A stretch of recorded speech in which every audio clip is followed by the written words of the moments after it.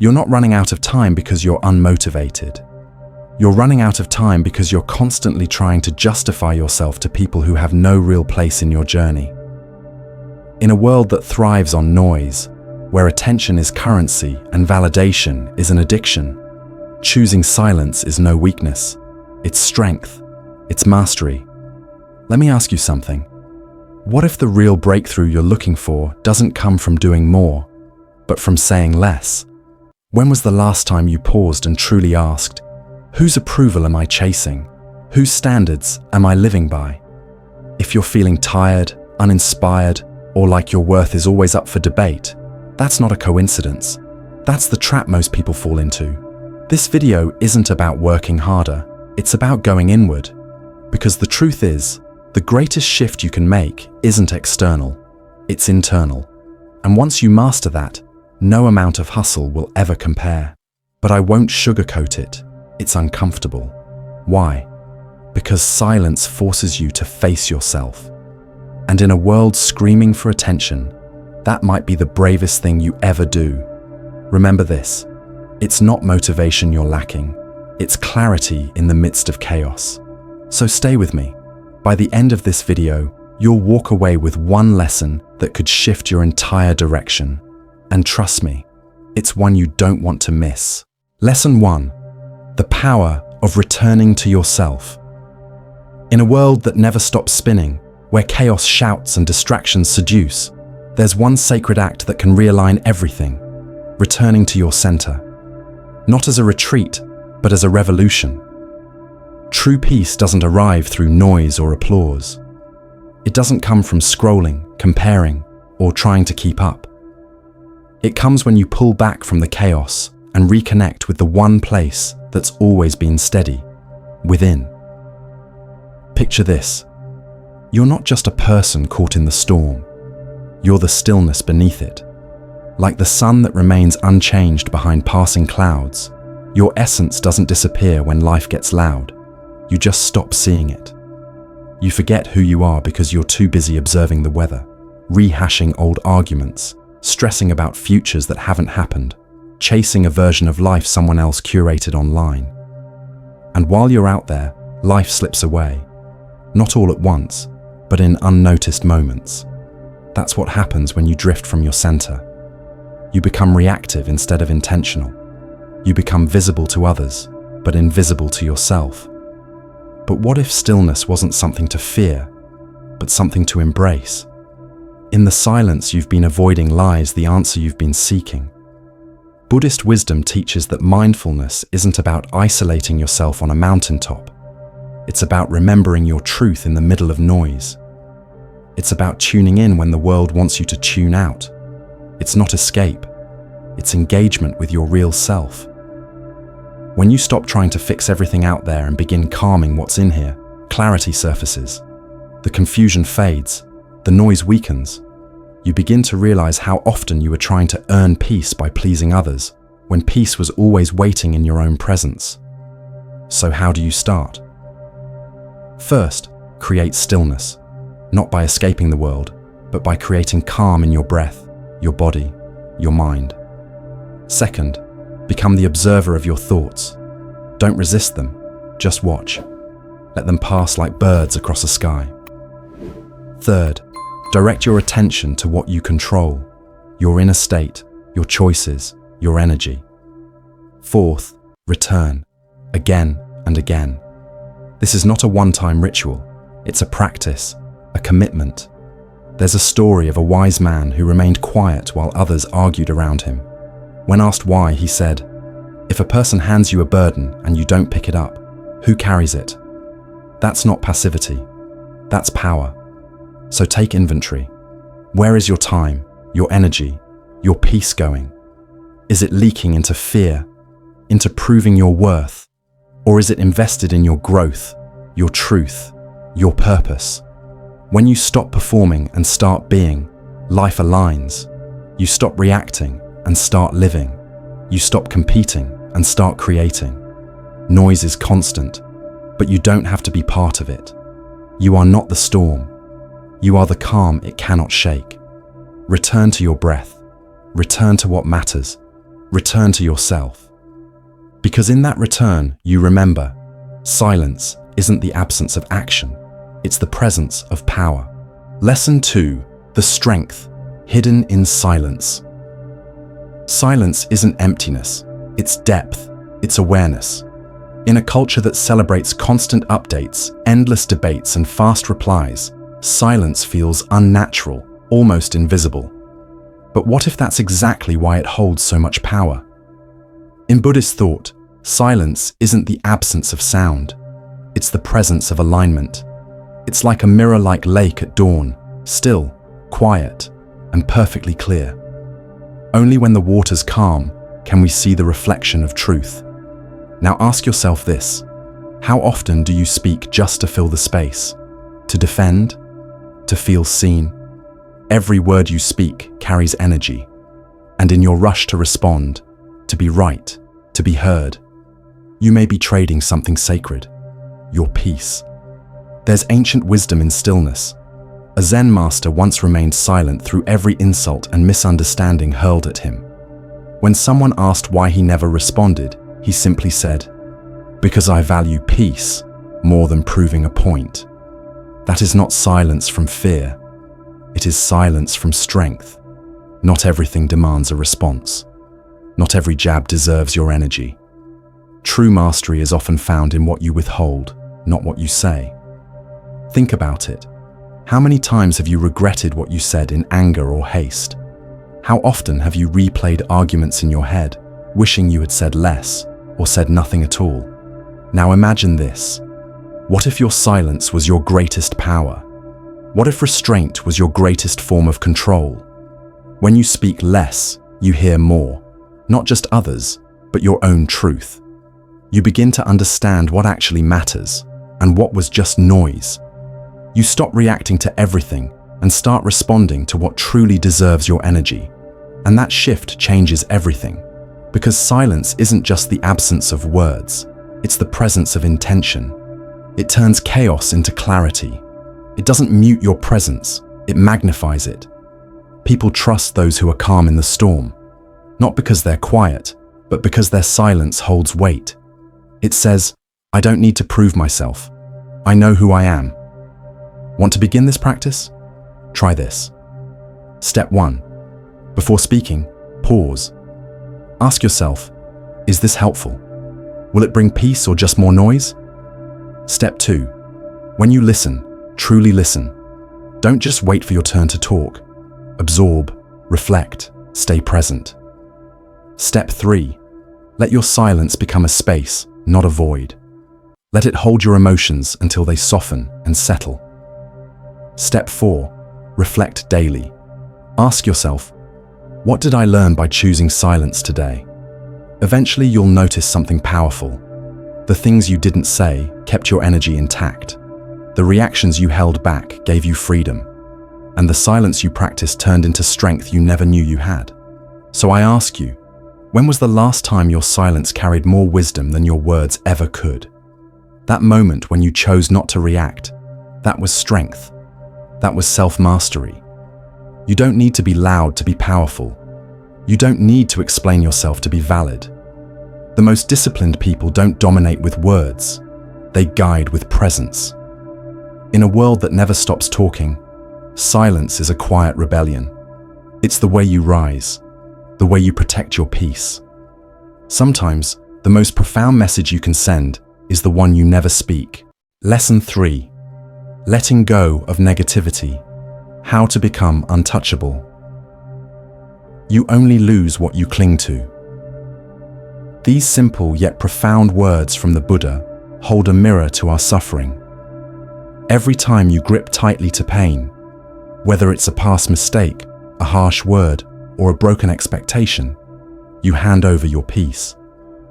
But what if you could simply release it? Think of the open sky. It holds everything: storms, lightning, winds, but it never becomes them. No matter what passes through, it remains vast, unshaken. Your mind can be just like that, still, expansive, untouchable. But most of us don't live like the sky. We live like the storm. Someone says something cruel, and we carry it for days. One failure, and we question our worth. A single moment of rejection, and it becomes our story. This isn't clarity, it's captivity. But here's the truth. The moment you stop attaching to every thought, every opinion, every emotion, you become free, not cold, not distant, just clear. Imagine moving through life like water, fluid, grounded, unbothered. When someone criticizes you, you don't resist or absorb, you observe. When negativity knocks, you don't answer, not because you don't care, but because your peace matters more. That's what detachment really is. It's not indifference. It's choosing where your energy flows. It's recognizing that not every voice deserves space in your mind. Just because something stings doesn't mean it belongs to you.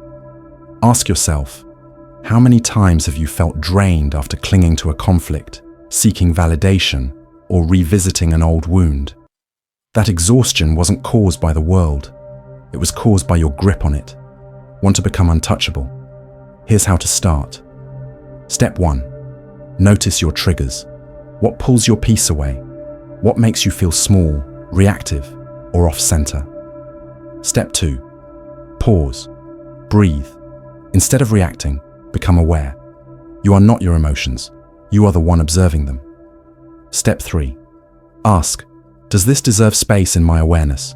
Most things don't. Step 4. Let it pass. Visualize it like a cloud in a wide sky. You're not the cloud. You are the sky that holds it. There's a powerful story of a monk who smiled when insulted. Later, someone asked why he didn't respond. He replied, if someone tries to give you a gift and you don't accept it, who does it belong to? That's what true detachment looks like. Not weakness, but wisdom. Not apathy, but emotional intelligence. When you stop personalizing every opinion and internalizing every wound, you become lighter, freer, stronger. You reclaim your power, not by controlling others, but by mastering your own reactions. And here's the truth. Detachment is love in its highest form. Love for your peace, love for your growth, love for your life. You stop explaining, you stop defending, you stop clinging to things that were never yours to hold. And in that space, you rise, not above others, but above the chaos. So I ask you, what if your greatest strength isn't in reacting, but in releasing? What would your life feel like if you stopped absorbing the noise and started radiating stillness? In a world obsessed with confrontation, your calm becomes your revolution. Let the world spin, let the words fly, let the storms roll. And you? Stay still, stay grounded, stay free. The less you carry, the higher you rise. Lesson 4. Discipline is sacred. Build the life no one sees. Discipline isn't about rules, it's about remembering who you are. It's the quiet architecture of freedom. And the truth is, a disciplined mind doesn't wait for perfect conditions. It creates peace in the middle of the storm. Not someday, not after things settle. Right now. We live in a world pulling you in every direction. Notifications, distractions, noise. But the moment you choose structure over chaos, you reclaim your life. Think of a bamboo tree. For years, nothing happens above ground, but beneath the surface, deep roots, quiet growth, and then, suddenly, it rises higher than anyone expected. That's what discipline does. It builds silently, then it transforms visibly. In Buddhist thought, discipline is devotion. It's not a prison, it's a promise to yourself. A commitment to rise above impulse and return to purpose, especially when no one's watching. Because those quiet choices shape who you become. When life feels unstable, it's not motivation you need, it's structure. When your emotions are loud, it's your daily habits that keep you grounded. Discipline doesn't chase calm, it creates it. Ask yourself, how many moments have you lost waiting for inspiration? For the right mood to begin? Now ask a better question. What could you build if you just started? Because real strength is built when the voice in your head says, skip it, and you don't. That voice isn't your enemy, it's your training ground. Each time you overcome it, your inner power expands. Discipline is what you choose in the dark, when there's no applause, no audience, no reward, just you and the path. It's found in the rituals no one sees, the deep breaths in traffic, the 10 minutes of meditation before dawn, the decision to walk away from distraction and toward your purpose. Here's how to begin building your sacred structure. Step 1. Start small. Choose one ritual that reflects your deepest values. Keep it simple, but meaningful. Step 2. Show up daily, regardless of how you feel. Let consistency be your compass. Step 3. Track the shift in your energy. When peace becomes the reward, discipline becomes natural. Step 4. Focus on alignment, not perfection. You don't need to do everything. You just need to do what matters. There's a story of a monk who swept the same path each morning, even when no leaves had fallen. When asked why, he replied, "The leaves aren't the point. The sweeping is." That's the essence of discipline. It's less about the outcome and more about the presence you bring to the process. So take a moment to ask yourself, what would your days feel like if your choices matched your values? What would life look like if you honored your peace? Not by wishing for it, but by building it. You don't need permission. You don't need motivation. You need intention and repetition. Because one day, all that silent work will rise, just like the bamboo. And everyone will see what you've known all along. Discipline is the unseen force behind everything meaningful. Keep showing up, quietly, consistently, devotedly. Because the life you dream of isn't built by chance, it's built by discipline. Lesson 5. Release the weight that was never yours to carry. Imagine trying to bloom in a garden where someone constantly steps on your roots. No matter how much sunlight you bring, it won't matter if the soil poisons your growth. Sometimes, the greatest act of self-respect isn't confrontation, it's quiet departure. Not out of bitterness, but out of clarity. Because the truth is, your soul cannot expand in a space that keeps shrinking your light. We often stay, thinking that our kindness will melt someone's cruelty, that our patience will somehow transform chaos into calm. But ask yourself this: are you nurturing your spirit, or simply patching up the holes others keep tearing open? Buddhist wisdom teaches boundless compassion, but never at the cost of self-destruction. You were not born to be a reservoir for other people's darkness. You are not unkind for choosing peace over prolonged pain. Energy moves like water. It fills the container it's given. If you surround yourself with storms, don't be surprised when your inner skies turn grey. And soon, you forget what your own silence even sounds like. There's an old tale about a monk who greeted everyone with a blessing. One day, a stranger hurled insults at him. The monk smiled and walked on. When asked why he didn't respond, he said, "If someone hands you a burning coal, you don't have to hold it." This is the kind of wisdom we often abandon in the name of loyalty. Letting someone go doesn't mean you wish them harm. It means you've stopped allowing them to harm you. Sometimes the people draining you share your last name. Sometimes they share your bed. But emotional familiarity doesn't make something healthy. You can hold space for love and still walk away from damage. Not every bond is meant to last. Some are meant to teach, and if you grip too tightly, you bleed. But if you let go, you begin to breathe again. So, how do you begin to protect your energy? First, notice how your body reacts around certain people. Do you feel light, or do you feel like you're shrinking? Second, create quiet boundaries. You don't have to justify your peace. Space is a right, not a punishment. Third, welcome stillness. Find your sanctuary in silence, not in noise disguised as connection. Fourth, release with love. You can wish them well and still walk alone. This isn't about cutting people off. It's about coming back to alignment. When you guard your peace, you make room for those who uplift your soul, not those who question your light. So pause and ask yourself, who are you when the noise falls away? Who are you without the echoes of doubt, judgment, or drama? You are clear. You are steady. You are whole. Choosing yourself is not selfish. It's sacred. Not everyone will walk beside you on the path ahead. And that's not a failure. That's freedom. Letting go is not the end. It's the beginning of the peace you always deserved. Lesson 6. Build the invisible foundation that shapes your life. We often wait for change to arrive like thunder, loud, dramatic, undeniable. But the truth?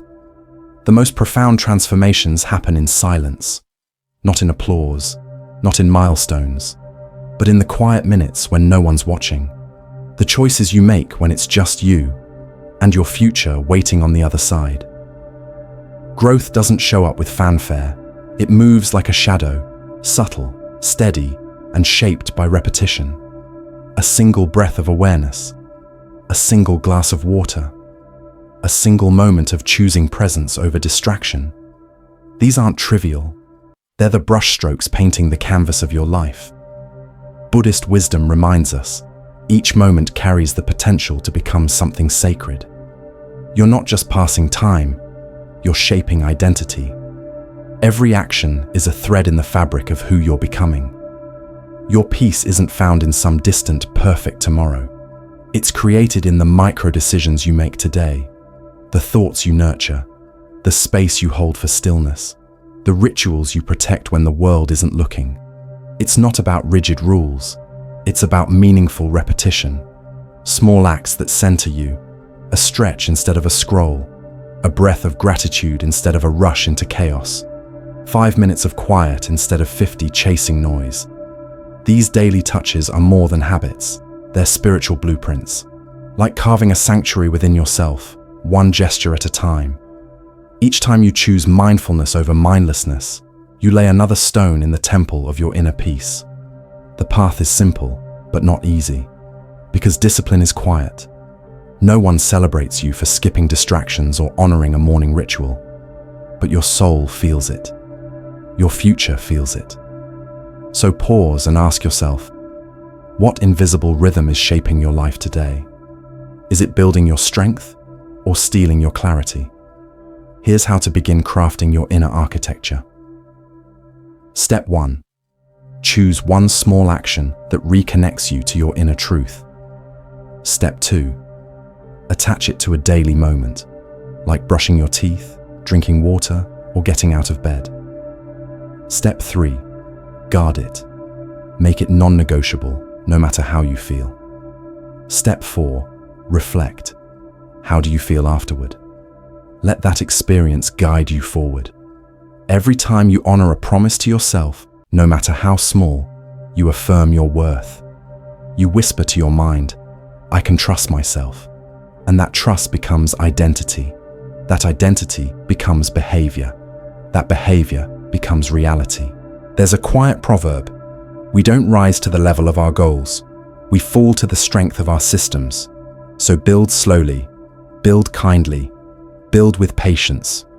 Because real change isn't loud, it's sacred, and it begins in the tiniest acts of self-respect, repeated again and again until they become who you are. Lesson 7. Be still in the storm. Respond with presence. When the world throws chaos your way, most people get swept into it, like leaves caught in a sudden wind. A harsh word, an unexpected setback, a moment of discomfort, and suddenly they're not in control. Their reactions are.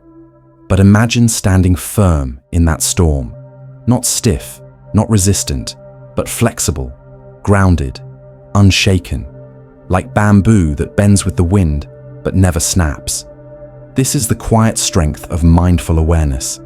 Chaos doesn't create suffering, our unchecked reactions do. The untrained mind lunges forward, defending, lashing out, collapsing into fear.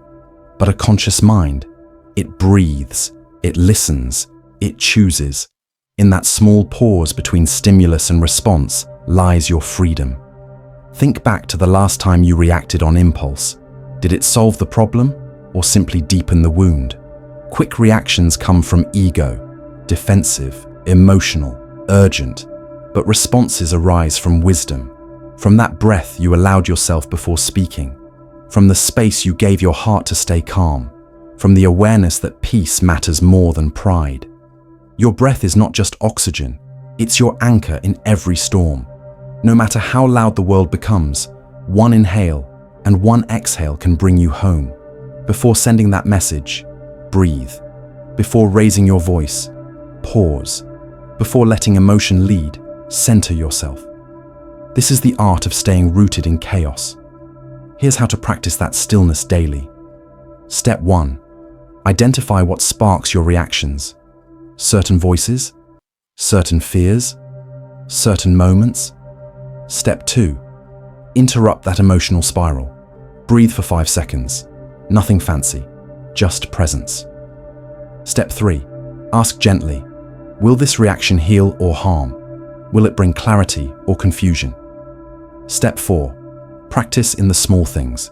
Traffic, delays, misunderstandings. Strength is built in moments, not miracles. You won't always get it right, and that's okay.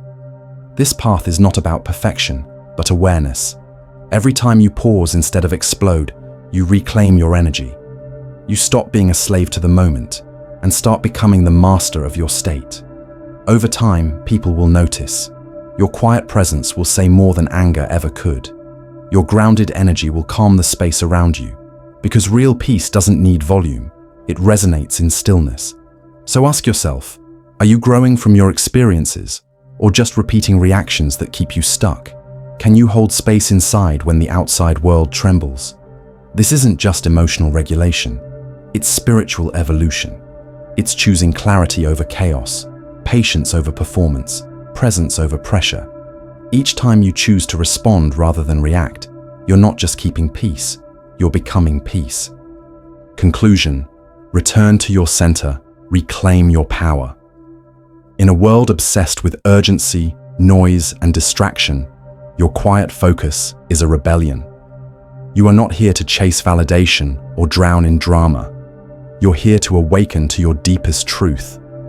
The more you align with that inner stillness, the more magnetic you become.